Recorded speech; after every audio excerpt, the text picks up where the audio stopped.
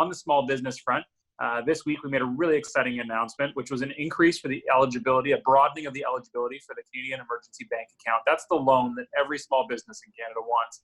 And there's a lot of anxiety out there because some small businesses use dividends, some of them don't use payroll. There's all sorts of different structures out there. Contractors, for example, we cleaned it up. It took a lot of advocacy because it was tough, but we worked with the Chambers of Commerce across the country, including the CFIB, and we broadened the eligibility for CEBA. So now that $40,000 loan, which is interest-free and also is $10,000 forgivable if paid back by a certain date, December 2021, I believe. Very popular program that's supporting a lot of small businesses. So we're really, really happy that the advocacy that all the small businesses did across the country, not just here in Milton, worked. And, really, really grateful that the ministers and the government reacted positively to that. Also, we've extended the wage subsidy. Rent relief is coming, in the form of a 50-50 partnership with the province and the federal government. MPP Parham Gill and I have co-written a letter of support of that program to go to landlords and tenants. If you need a copy of that, please be in touch with my office. Also, more money announced this week for farmers and agriculture through a variety of programs, but FedDev Ontario is a great place to start if you're a small business and you're looking for more funding, if you haven't yet qualified for anything, or if you are in the farming or agriculture businesses. Many of our neighbors here in rural Milton, Campbellville, and Halton Hills are. Please go to the FedDev Ontario website. For students, of course, we've got that $1,250 CESB program coming out. We've also got service grants being announced. Canada Summer Jobs are starting. I made a whole bunch of calls today about that. More money for seniors announced in the last week, $300 for those who are currently receiving old age security, an additional $200 for those who give the guaranteed income supplement. And also we've just reinvested many millions of dollars into the New Horizons for Seniors program. I don't remember the exact number, but it was many millions. And I know that those programs are going to have an impact on seniors here. This week, I also visited Allendale Long-Term Care at a distance, of course. I didn't go inside, but I just want to give a quick shout out to Lawton Sales and Training, the local stables. They brought 2 ponies and a horse to the courtyard to warm the hearts and brighten the smiles of so many of our seniors residents at Allendale. Allendale has done an incredible job maintaining the safety and security of our seniors and residents over there. Our neighbors are very, very grateful for that. They've had 0 cases. I really want to thank the folks over at Allendale for taking care of our grandfathers and grandmothers and our great uncles and our great aunts. It's just, thank you so much. You guys did an amazing job, and thank you to Lawton Stables for bringing those horses over because it was really, really nice. Lastly, more money for families announced this week as well. An increase for the Canada Child Benefit, a 1-month bump. We put it all into May so that you get it all at once. It's $300, up to $300, depending on how much you get for CCB. In July, it'll go up for the cost of living as it does every year once again. So Canada Child Benefit will be increased. And I don't need to tell parents in Milton, but we are one of the highest subscribers of Canada Child Benefit because of the number of kids in Milton. We have one of the youngest demographics. It's mostly families here. So an incredible amount of money comes into Milton because of the Canada Child Benefit. So that's a government program that really has a positive impact on my neighbors here.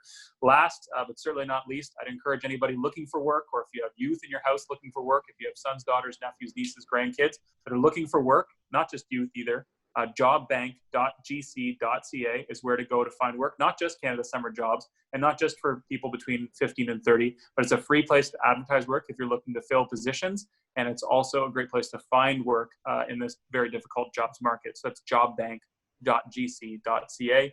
As always, get in touch with my office if I can help. That's adam.vancouverden@parle.gc.ca. I did have one follow-up question, just going back to can you just expand a little bit on the benefit to our local farmers, because we do have a lot of rural areas in Milton, Halton Hills.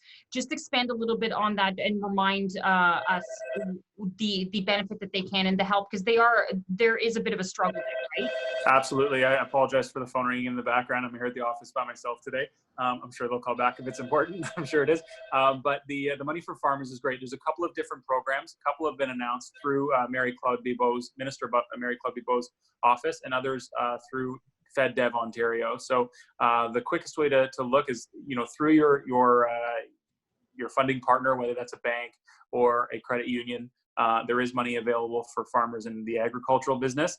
But then FedDev Ontario. So just a quick Google of FedDev Ontario. I believe it's feddevontario.gc.ca. That website's great, and it actually has a section you can click on for COVID-19 relief, and that funding is available.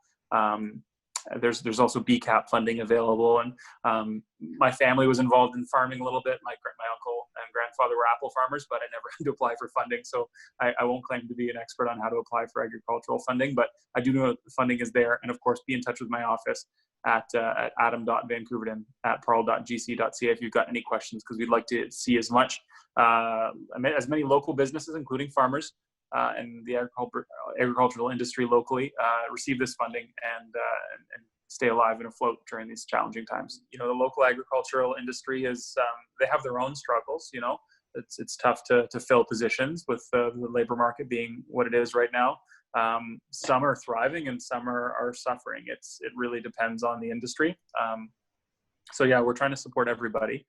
Certainly some of the farms that rely a little bit more heavily on tourism, you know, they're going to hurt a little bit harder. I chatted just the other day with Spring Ridge Farms just here in Milton, and you know, not knowing how they're going to, you know, do hay bale rides and all the fun things that we go to Spring Ridge for, you know, to go and pet the animals, without a lot of certainty on exactly how that's going to go for local tourist-based farms. It's challenging, but look, there's money available, there's services available, and I'd also like to say that if the programs aren't suiting your needs and you don't have access, then let my office know, because never before have great ideas influenced legislation as significantly as it is right now. When I have feedback from a local constituent, I pick up the phone and I call the minister in that department and I say, look, you know, Jane from the local salon, she doesn't pay her workers with the T4. She doesn't use conventional payroll. She uses contracts.